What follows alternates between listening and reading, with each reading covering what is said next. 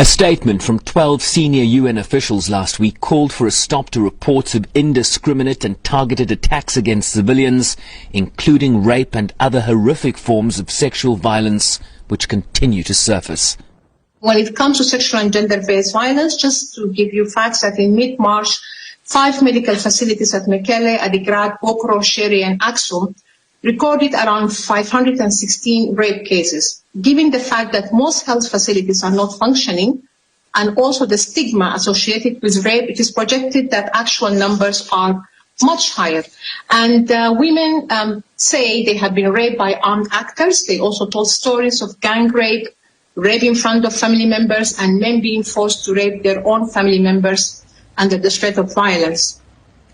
Fighting, which began in early November between Ethiopian government troops supported by Eritrean troops to the north and the Tigray People's Liberation Front, has since killed thousands while forcing close to 1 million people from their homes in this mountainous region, with safety and food insecurity cited as the top priorities for people arriving in places like Shire in the northwest of the Tigray region at a rate of over 1,000 people per day.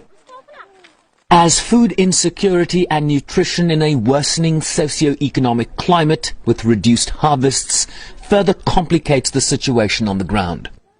Most of the internally displaced left with nothing more than the clothes they were wearing.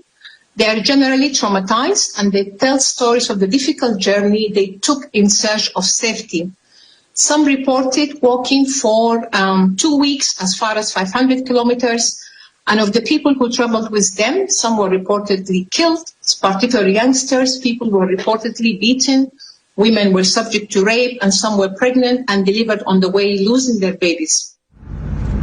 The United States has referred to violence in the region as ethnic cleansing, as Washington presses for a full investigation and an exit of Eritrean troops who have since agreed to withdraw.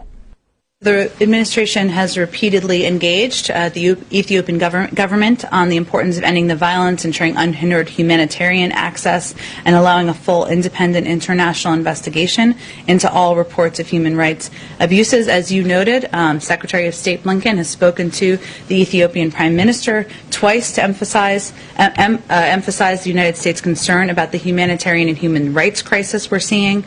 During his testimony yesterday, he reiterated the situation is unacceptable and has to change, and that we're calling on the Ethiopian government to follow through on its commitments that it's made. Ethiopia's envoy to the United Nations affirmed that all those responsible for crimes committed would be held accountable.